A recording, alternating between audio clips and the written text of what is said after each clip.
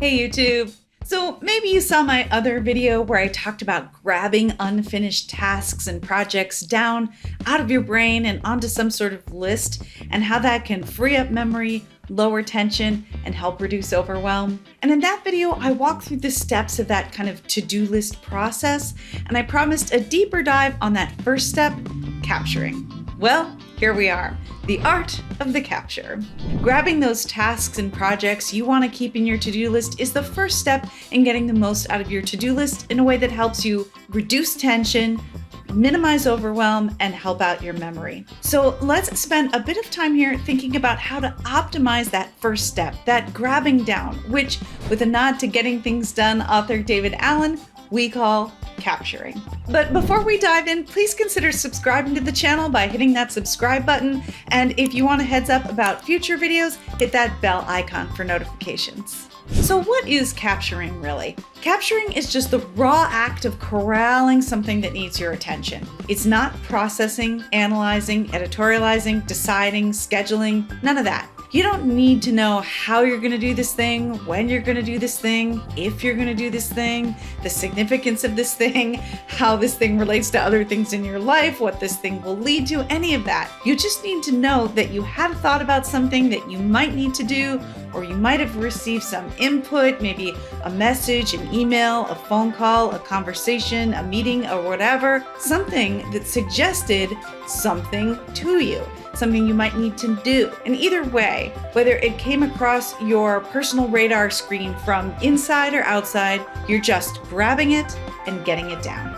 Now, let's be clear. Items captured and a working to-do list are not the same thing. If you conflate the two, you might find that your to-do list doesn't really work all that great for you. I mean, you can work off of the raw captured items, but probably not in a way that feels really calm and easy and super effective. It's probably going to be a little bit scattershot and chaotic. Yes, it does take extra time to sort through your captured items and put them onto your actual to-do list, but I think it pays dividends. The time spent is worth it because it gives you in return a much more effective to-do list that you can work from. Now, do you have to process those captured items and organize your list in a perfectly detailed way that takes tons of time?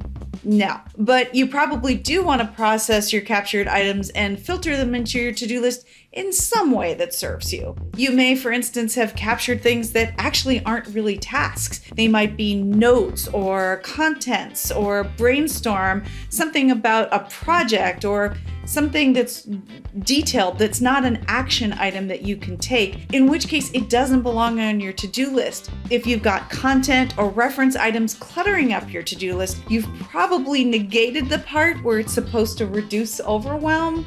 It's probably going to take some effort to tame your captured items and that chaos there and turn it into a usable to-do list. So the point of all this here is to say, please don't expect suddenly that if you have a captured items that you will also have a perfectly actionable to-do list just because you wrote something down. There is another step there, but that step is actually not what we're talking about today. Let's get back into the nitty-gritty of capturing.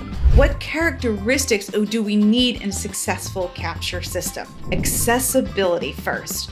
The place you capture your items needs to be at the ready. You won't use it if it's not nearby. This probably means you need multiple tools available to you in various locations and circumstances. Second, speed. The tool has to be easy to use. If you have to log in and then boot up a program and then select a folder and then yada yada, you're probably not going to do it. It just needs to be like 1 or 2 steps. Remember, you're just grabbing the item. You're not trying to decide its final spot or really take any action on it now. Speedy capturing will allow you to continue doing whatever it was that you were doing when that thing came across your field of awareness that you want to capture. So, before you decide which tools you're going to capture into, you might want to take some time to consider all of your input sources. My favorite input source? Your brain. There are all kinds of times and places where you might have a thought that you would want to capture.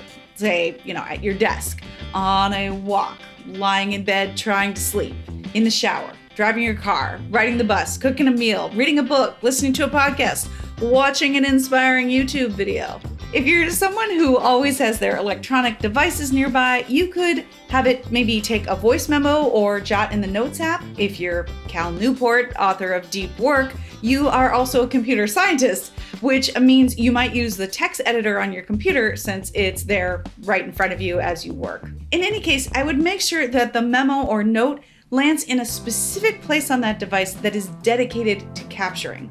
When it comes time to process your captured items and filter them into your to-do list, you don't want to have to dig around and look for your captured items. You just want to go to that captured items location and start working from there. For a long time, I kept a capture list in the Reminders app on my phone, but I recently started using Amazing Marvin, and now I just open that app, click on the plus icon, and type or dictate a new item, which lands in the Amazing Marvin inbox. I like having my captured items waiting for me in my to-do list app. It's close by, and it makes the step of filtering those items into my to-do list that much easier.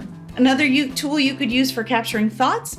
Many to-do list apps have a dedicated email address just for you, and so you can actually send an email to that address and it will land in whatever location in that app you designate, some sort of inbox or captured section, say Todoist, Evernote, Things, Amazing Marvin. These are just some of the apps that have this email to self feature. And if you really want to get into it, you can probably set up, say, a shortcut on your phone or tablet to open an email. Then you dictate a note and it will just send the email to your to-do list app.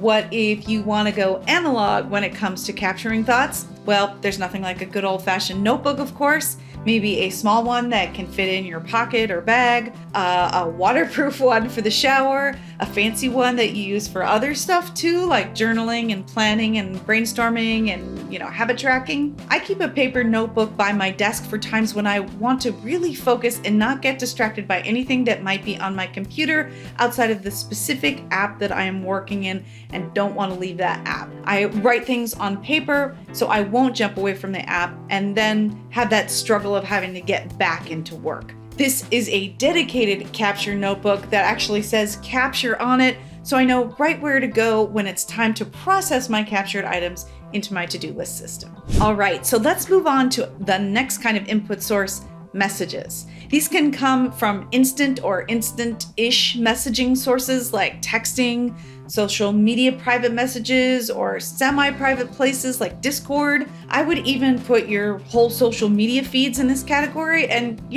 come to think of it, even your voicemails, because none of these are particularly good places to park captured items. They are true input sources because they're all just kind of a jumble coming at you. So first, when we consider this category of input sources, I recommend only looking at these inputs when you have the bandwidth to specifically capture stuff off of them, if you expect to do so. Now, of course, this is easier said than done. Sometimes we go to these places as a, sort of a fun distraction, and then, we just get pulled into them, even if we aren't fully prepared to interact with them in a way that would be super optimal for our capturing. So, maybe you can time these visits to places like social media.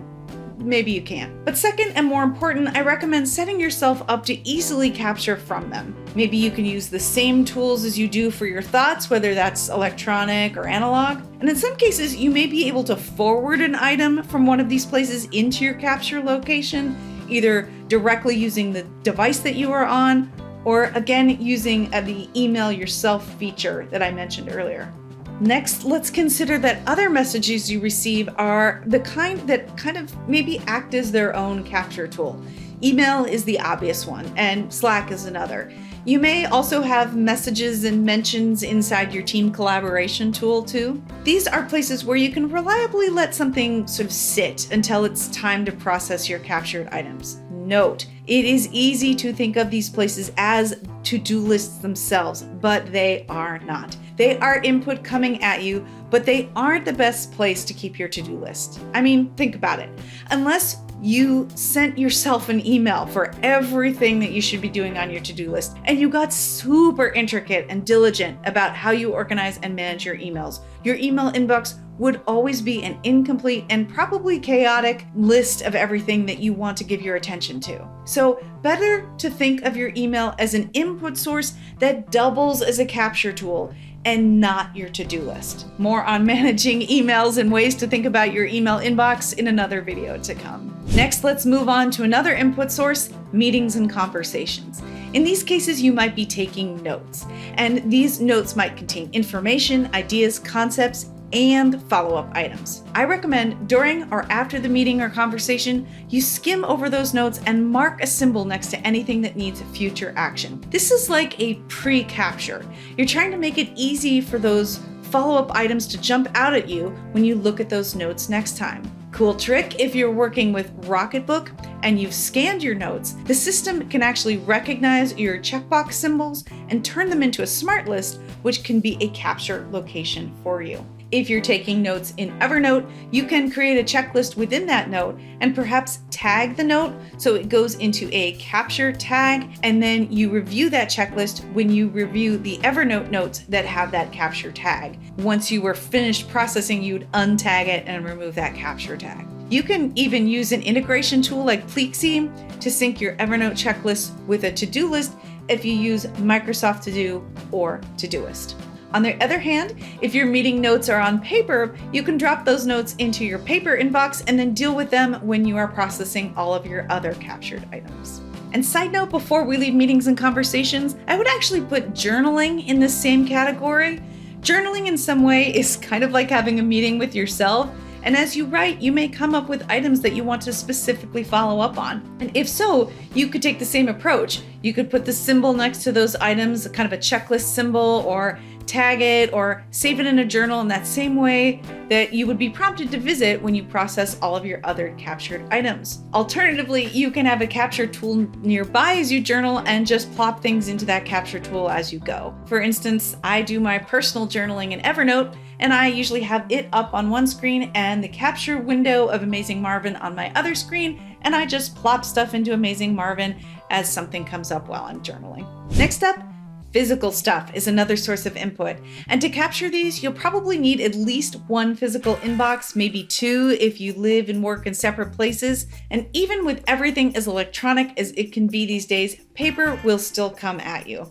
You're going to receive some mail that requires your attention. As I outlined this video, I had a medical bill, an insurance renewal, some client paperwork, and a blood donation reminder in my physical inbox. And you're probably going to handwrite yourself a note or two along the way, and someone may leave you a note or hand you a file. You can even throw non-paper things into your inbox. Like, say you just opened the last box of your allergy medication. You could throw the wrapper into your physical inbox to remind you to put it in the shopping list. Or if you're like me and you still have a couple of paper magazine subscriptions, yeah, I kick it old school. You might clip an interesting article and throw it in the inbox to be thought about later. And the last category of inputs I've identified is what I'm calling quick turnaround inputs. These are things that come up that need to be dealt with soon or soonish, but certainly before you have a chance to process your regular capture tools on your regular, say, weekly or every few day rhythm. And for these, you can use an alarm-style reminder on your phone or other device. For instance, let's say it suddenly occurs to me that I should call my sister and I should do it before 8 p.m. today, but I can't do it right this moment. In that case, I quickly set a reminder on my phone to give me a shout at a certain time or certain location. Or let's say I'm in a meeting with a client and I remember, that's something I want to ask them, but we're on another topic right now. So I quickly grab a sticky note and I just jot down the thought so we can stay where we are, and I just make sure that we discuss that sticky note before we close our meeting. Oh, and I suppose there's one more category of inputs, and that's deliberate brain dumps. This is when you stop and you think about what needs to be captured. You step through the various areas of your life and try to think of anything floating around that you want to grab down. If you need some prompts for this, you can check out David Allen's Mind Sweep trigger list. I'll link it down below. You can also look around your workspace or walk around your home and look for stuff that wants your attention. You can check on your pets, talk with the people in your life, look over your vehicle, stroll through your yard. All these may prompt you to think of items that you want to capture. If you can fit a thing in your physical inbox, say the remote control needs new batteries, you could just plop it in there. Otherwise, you can write yourself a note and plop it in your inbox, or use one of your digital tools to grab a note like you do when you have a thought. Whew. Okay, so those are the input sources I've identified. Am I missing any? Let us know in the comments below.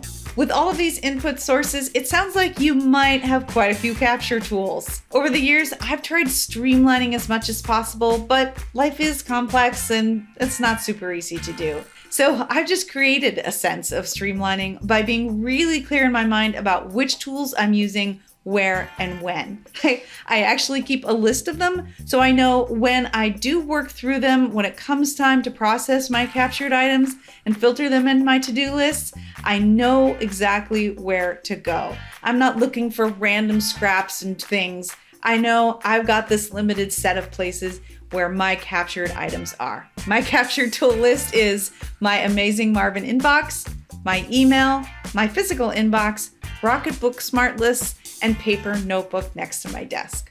And actually, as a bonus, I have on my list web browser tabs. I have a tendency to open a browser tab and then leave it open as kind of a poor reminder or like indecision. Do I want to do something that's related to this web page or not? But I only go back to them a small percentage of the time, so they just sit there cluttering up my web browser. So when I do a thorough capture, I actually go to my open browser tabs and either bookmark them for reference or drop the link in a to-do list item for future action, or just get real and close the tab.